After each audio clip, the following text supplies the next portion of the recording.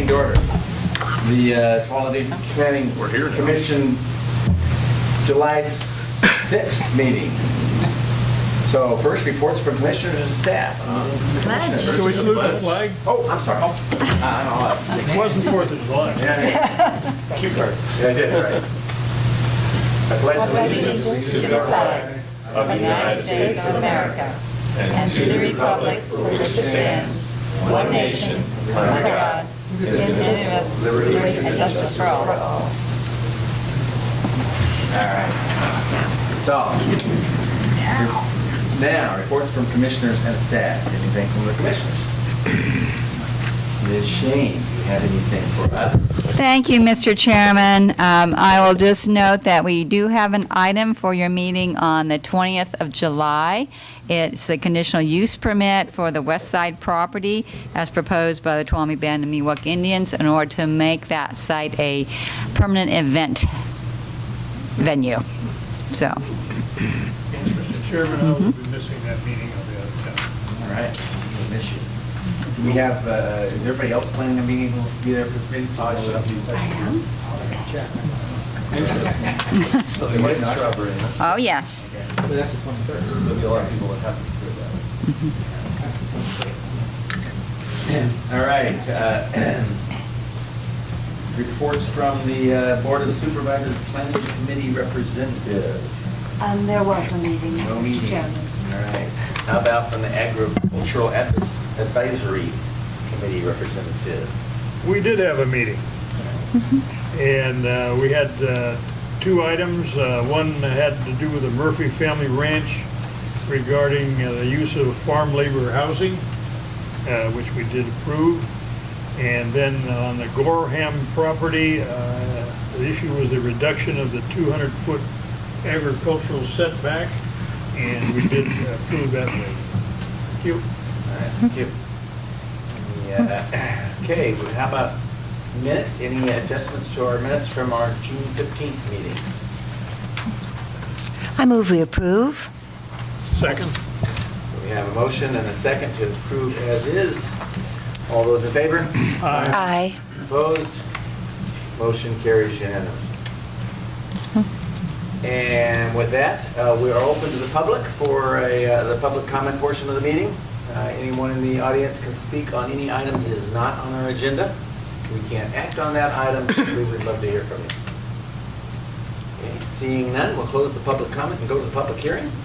First item is Brown at Eagle Ridge. Ms. Shane, can you present that to us?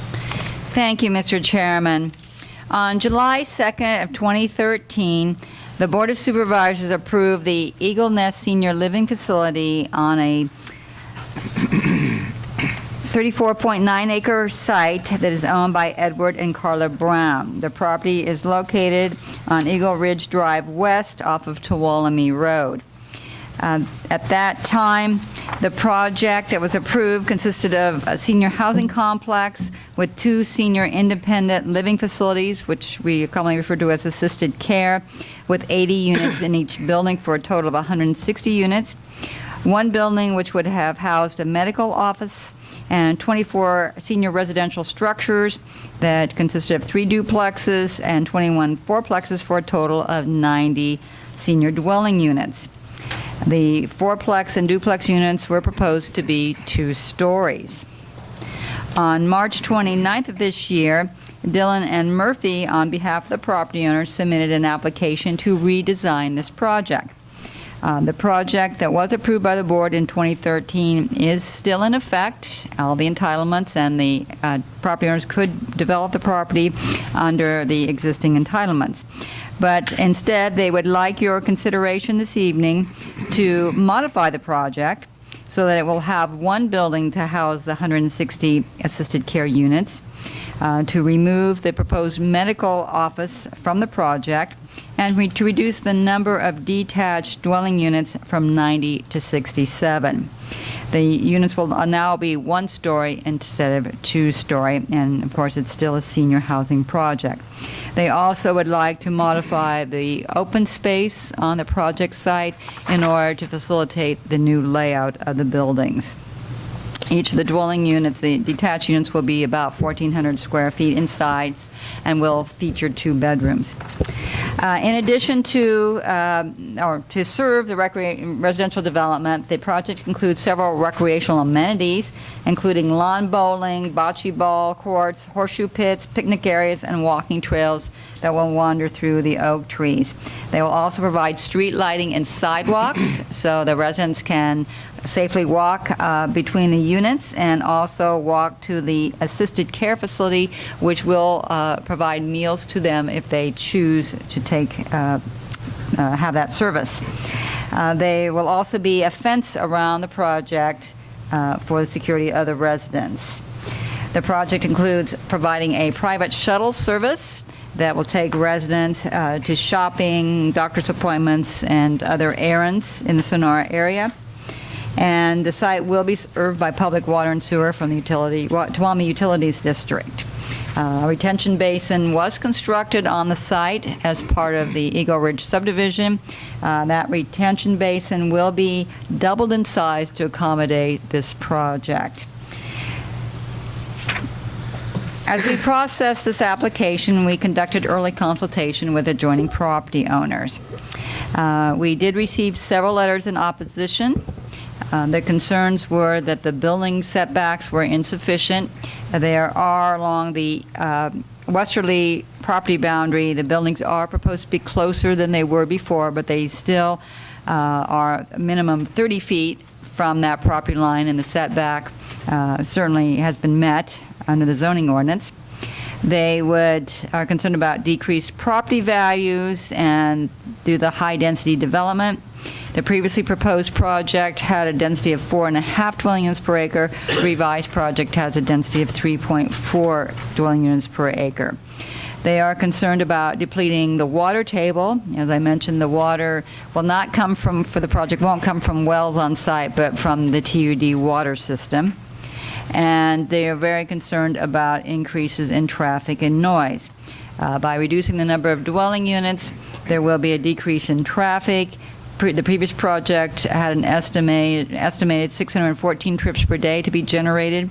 That has been reduced to 490 trips per day, and there will also be a shuttle bus that will take people because a lot of the residents obviously will not drive. In order for the redesign project to be approved, several entitlements are necessary. As I mentioned, changing the open space zoning on the property is proposed. The open space zoning will still protect the oak woodlands and the wetlands on the property. A biological study was prepared for the revised project, and the biologist is satisfied with the open space areas that are proposed in the reconfiguration. A new tentative subdivision map, TSM 16-012, would replace tentative subdivision map TSM 11-034, which had been approved by the Board of Supervisors. A planning development permit was approved by the Board of Supervisors. At the time this project was approved, the mixed-use zoning district, which applies to this site, required a planned unit development permit for any residential project of 10 acres or more. So this project, being 34 acres, certainly required the PUD permit. We have since repealed that requirement, and so there's no longer a need for that previously approved PUD permit, and it's proposed to be rescinded. Instead, the mixed-use zoning now requires the conditional use permit, which is before you this evening, and also an indemnification agreement is proposed between the county and the property owners, and to indemnify the county in case there is any legal challenge to this project. With that, Mr. Chairman, I'll be happy to answer your questions, and Deputy CRA Director Duke York is also here this evening, who can respond to questions about drainage and roads and probably just about anything else. Okay, questions? Shane, these residential condo units, they say it's 1,407 square feet. Yes. Somewhere in there, I read that these units are 52 by 40 feet. Now, if you know a little bit about multiplication, that comes out to 2,080 square feet. Now, is that a leftover from the previous, or? The engineer for the project's in the audience, and I'll let him respond to that. That could just be in updating the report and get changed. Yeah. Well, just to let you know, I do read this stuff. And yet, very carefully. Good boy. Could be a parking structure as well in terms of the garage. Yes, they are proposing to include a garage in these units now, so that could very well be the garage. It's not part of the, it's not part of the living space. That's right. I'll ask you. Yeah. Other questions? I have a question. In order for this to go forward, both of these have to be approved. The subdivision map change has to be approved, and then the building part of it has to be approved. Is that correct? That's correct. Okay. So how are you going to handle that, boss? We'll just do them all in one big lump sum. Okay, all right. Any other questions? Ms. Shane, is the 160 bed facility a licensed facility? Yes, it would be licensed. I guess I'm wondering if we have proponents or opponents to this project in the audience. No. A couple of things in that case. Title 22, I have some history with this kind of thing. Title 22 provides the formulas for staffing. And whatever is purported here is not going to be adequate for what they, that affects parking, that affects a lot of other things, and so I think it's important to go back and have a look at that. One more thing. I was unable to manage a 99-bed licensed facility, similar to what we're talking about here, with anything more than 15 to 18 employees during all waking hours. And I think that needs to be looked at because they're talking about something much larger. And then there is another thing. They're talking about the possibility of offering meals to the clients that live independently. Yes.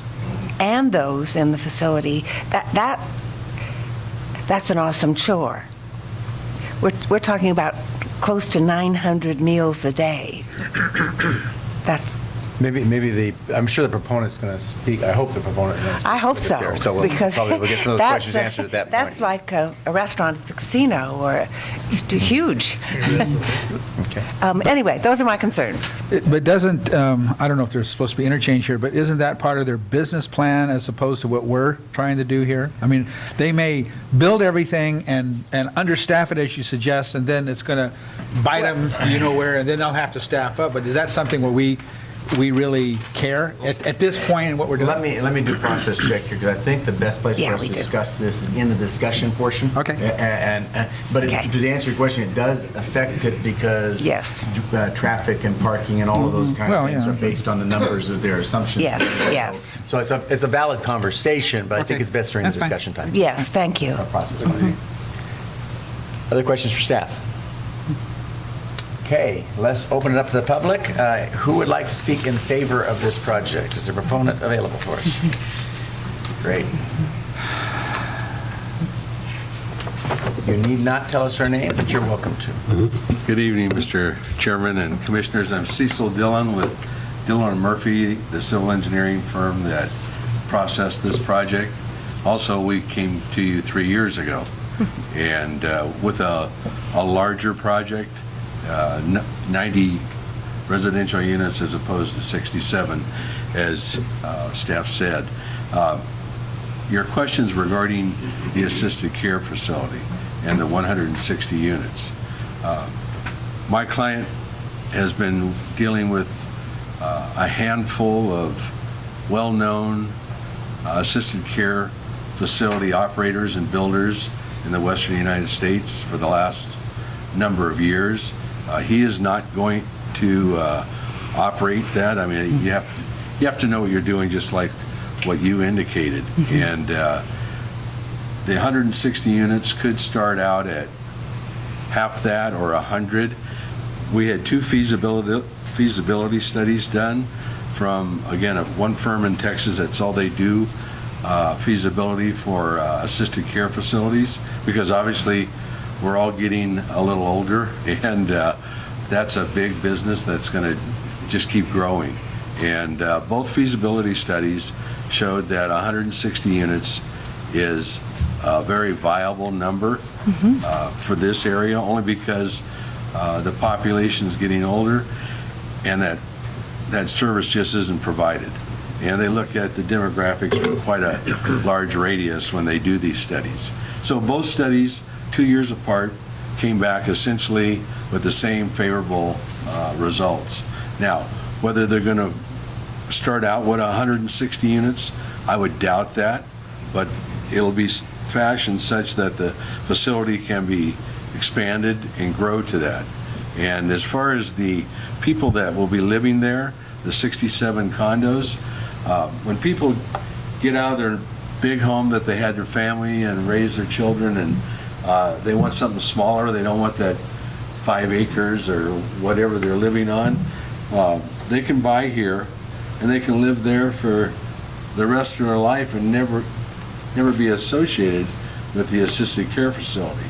However, we've seen these type of developments.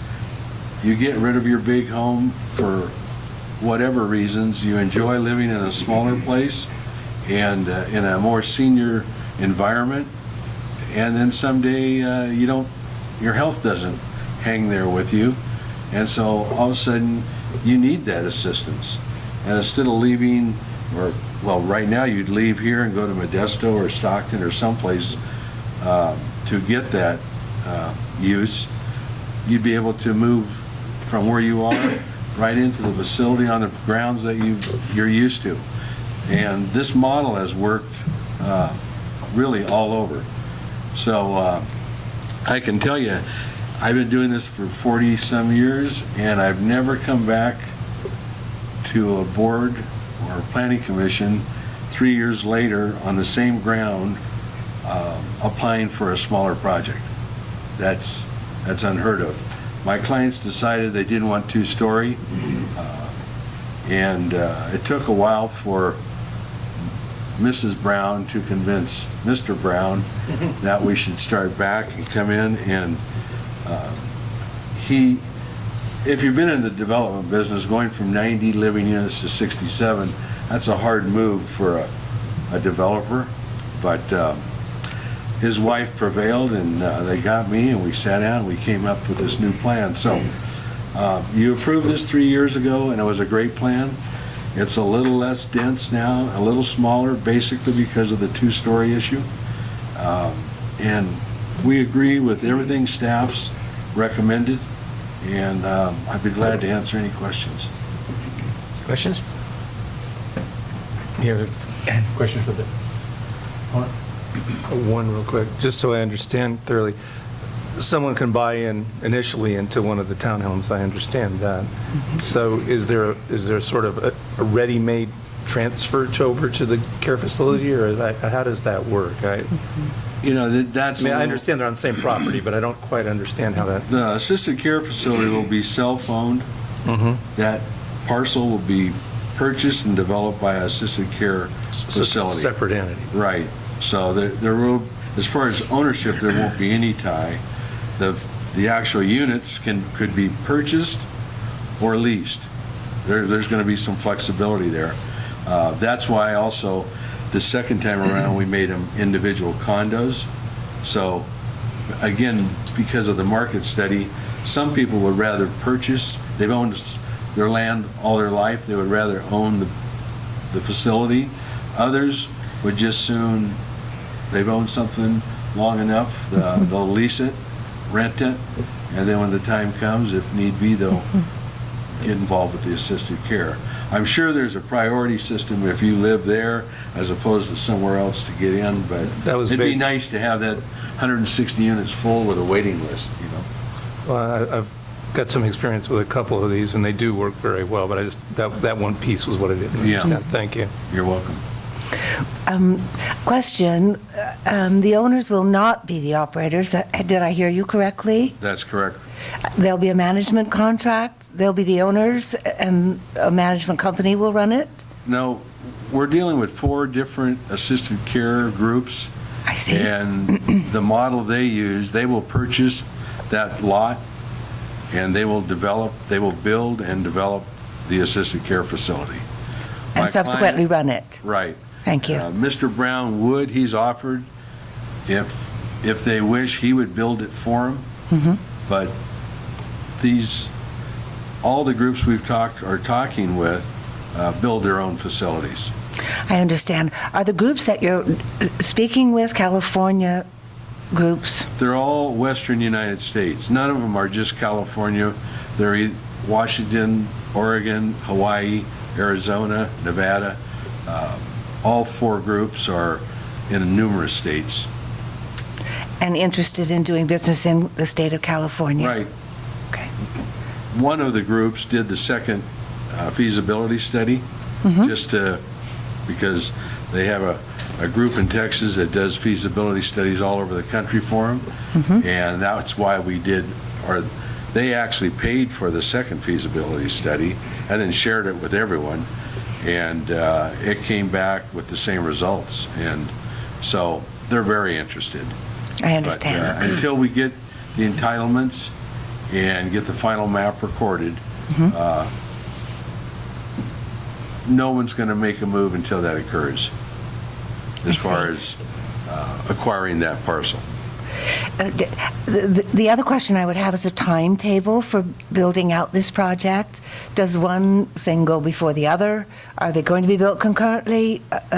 Do you have an idea? Well, certainly the 67 units will not be built at one time. We look at what we call phase 1. There's like 6 units adjacent to the assisted care facility, and then there's 20-some on the hill right above it. Those will go first in conjunction with the assisted care facility. Then you drop down below by where the pond is, that low area.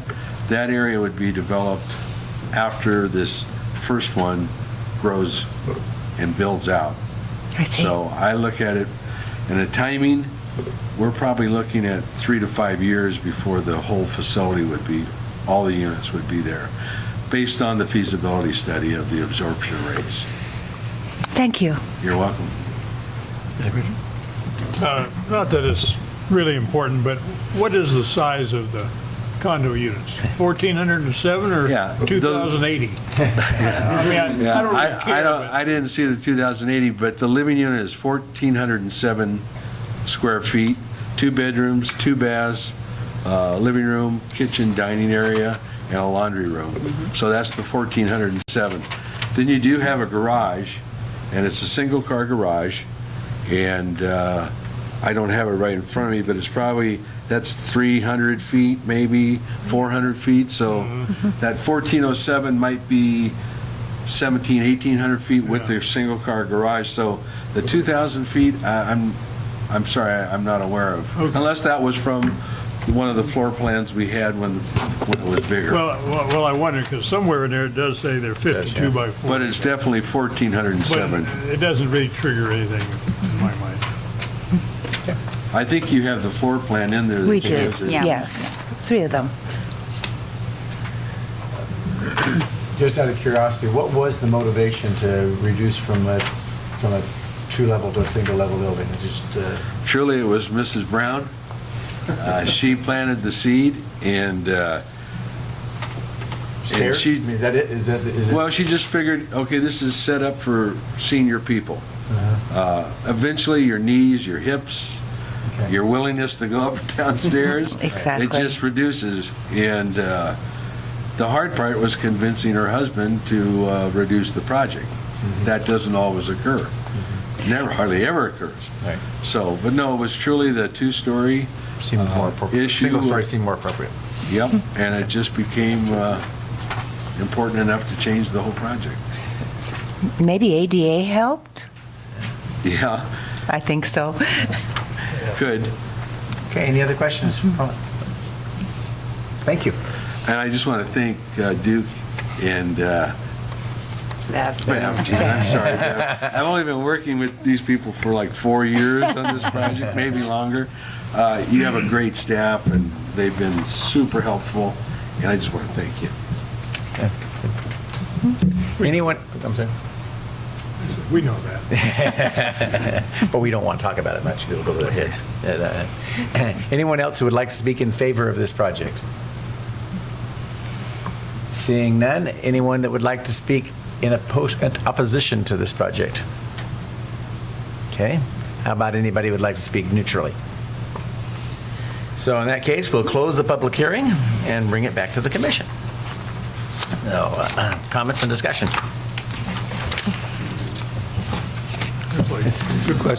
Questions for Mr. York, just because the opposition letters referenced several issues. I just would like to hear,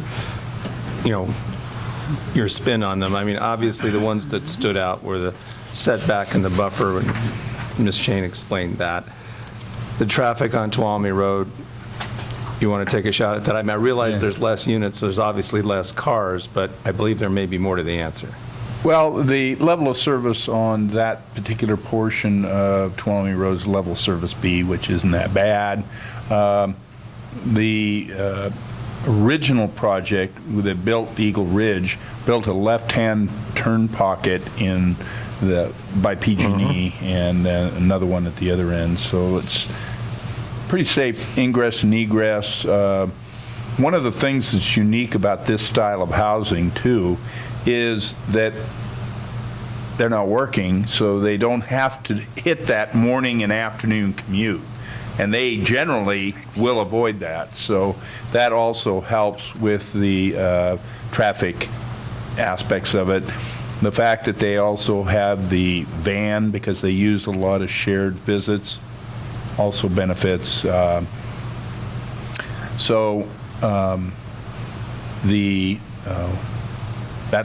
my story on the traffic. If you have any other questions, I'd be glad to answer. That's what I figured. The second one was a runoff that people were so concerned about, and she answered that you're doubling the size of the detention basin. I presume everything's being piped there, so the fear that they might be flooded is probably a bit overstated. Yes. In fact, when the drainage study submitted by Cecil's group not only looked at what the requirements were in terms of the storage for retention, detention, but they bumped it another 25% just to be on the safe side. Also had to do with the fact that that land down there didn't have too many other uses. So, well, thank you. That was all.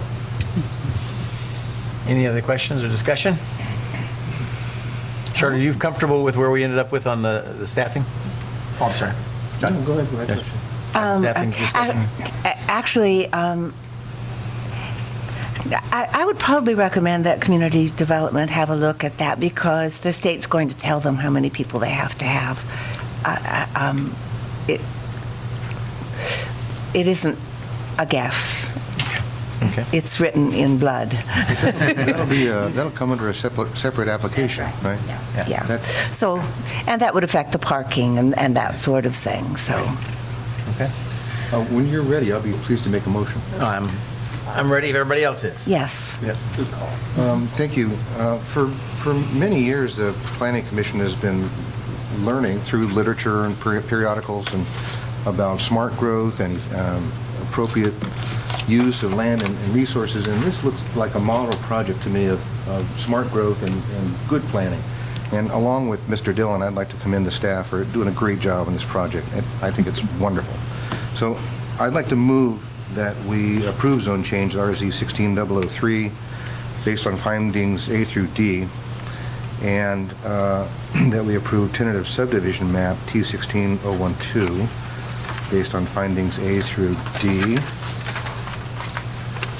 and subject to conditions 1 through 61.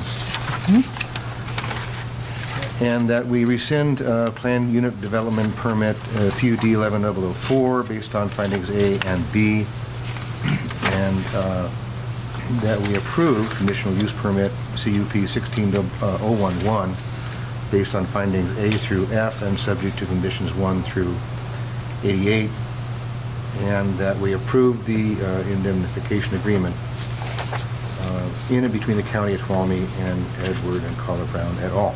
I'll second that. Well done. All in favor?